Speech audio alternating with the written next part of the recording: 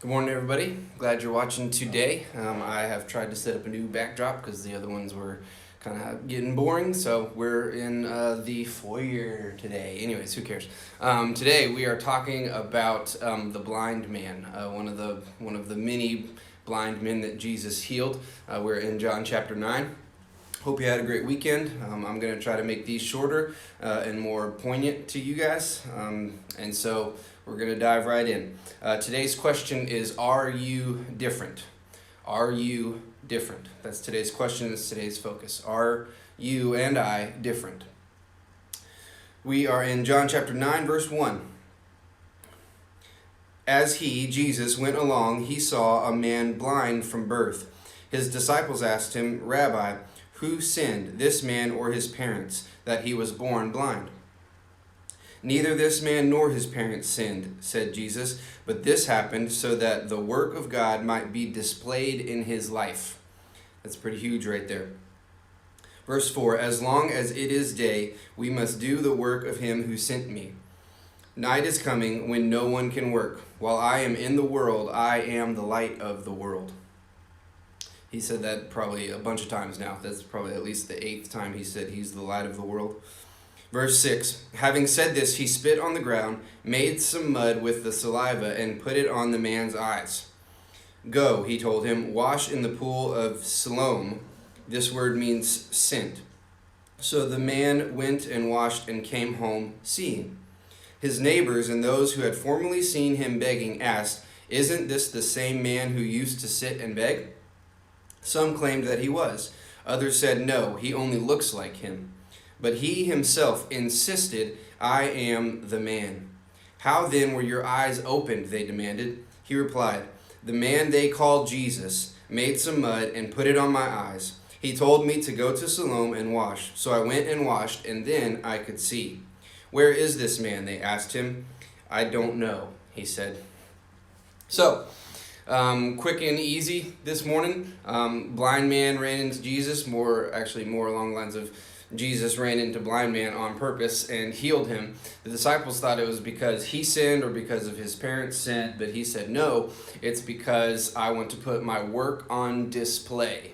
That's what Jesus says. He says, this happened so that I could put my work on display. That's huge right there. And notice that that's what happens next. He goes and he does what Jesus says, he washes, and then he goes home, and people notice. People notice. They notice. I mean, obviously, if you knew of somebody who was homeless and blind, and then all of a sudden they come home clean and changed and seeing, that's going to be noticeable to you, right? Like, they noticed that. And so my question to us today is, are we different? Can people notice that we're different because of Jesus? Because what I think is happening right now is we are getting this backwards. We, myself included, are getting this wrong. We are trying so hard to blend in. We are trying so hard to be like everybody else. We are trying so hard to be like what the world says we should be like. And what's confusing about it is we think that's going to make us stand out. I don't know why, but when I was younger, not right now, but in some forms right now, I had this thought that if I looked and acted like this person, I would stand out like them because they're a celebrity, or they're, the front man of a band, or they're popular, or people like them and are attracted to them. And so I thought if I looked and acted just like them, then I would stand out as well. But that's totally backwards and opposite, because when we look and act just like somebody else, or just like everybody else, or just like a group of people, we blend in. We're not standing out. And Jesus says he wants to put his work on display in us. We are to be a display for Jesus. We are to show people the love and the kindness and the compassion and the righteousness of Jesus. He wants to put us on display. Have you been put on display for Jesus? Can people notice that you've changed? Can people notice that you've changed? Can people notice that I've changed? I hope so. I'll be just real quick and easy and honest with you guys. There have been a few people who have unfollowed me and muted me, and a few people who've messaged me even and been like, kind of, what are you doing? I'm doing what my heart and my Lord tells me to do.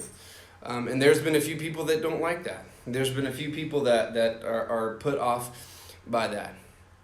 And that sucks. As a person who wants to please people, I'm a people pleaser. As a person who wants to be liked, as a person who wants to have friends and make people laugh and that kind of thing, like that hurts for me. But what's more important to me is that I tell people about Jesus. That's the most important thing. And that's changed from my age of 21 to 29 now. It's taken a while, but that's changed because I no longer am trying to make people like me, at least most of the time. I'm no longer worried about what people think about me, at least most of the time, but that's still something I struggle with too. But I can at least say that it's more important to me what Jesus thinks. It's more important to me what people see about Jesus in my life. That's what's the most important to me. And so I've had to ask myself that question: am I different because of Jesus? Can people notice that I'm different because of Jesus? And I hope they can, and I've seen some evidence that they can, and that's not necessarily a fun and great thing, but we'll see in the section tomorrow too that this is kind of the same thing that happens to him. He follows Jesus, he tells his testimony, he is different, and he brings back the source to Jesus changing his life. Has Jesus changed your life? Has your life been made different? Has your life been made new because of Jesus? That's the question today. That's the topic today. Why or why not? If you're trying so desperately to blend in and be like other people and be accepted by other people, I want to tell you today, Jesus accepts you for who you are right now. He loves you too much to let you stay that way, but you don't have to impress Jesus. You don't have to try to have everything together for Jesus. You don't have to try to blend in or fit a mold to Jesus. You don't. A lot of Christians will tell you that you do, that you have to follow all these rules and look this way and act this way, and that's not necessarily true.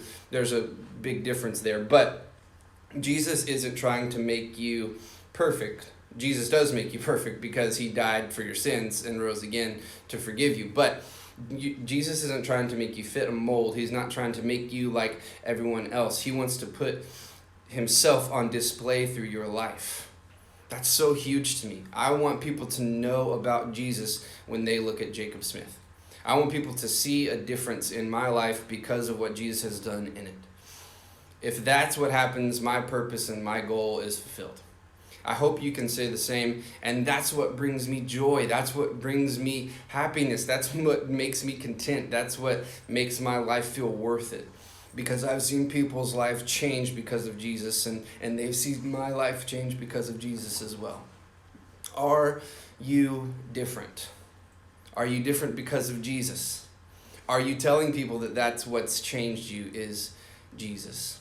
I hope Jesus has changed your life today. I hope he can change your life today. Man, if you have not experienced and encountered the awesomeness that is Jesus being your life, it's so worth it. It's so incredible. It makes so much sense and makes so many things better. I hope you can experience that today. If you've got any questions about Jesus or the church or the Bible or whatever, I want you to know I love you. I'm not going to judge you. I'm not going to make you feel stupid or dumb or try to convert you. But if you have any questions about anything, that's why I'm here. I love you. I want to tell people about Jesus, and I hope that you'll take me up on that. Love you guys. We'll continue the story on the blind man tomorrow because it's not over yet, and it's got kind of an interesting ending for sure. So stay tuned tomorrow. Love you guys.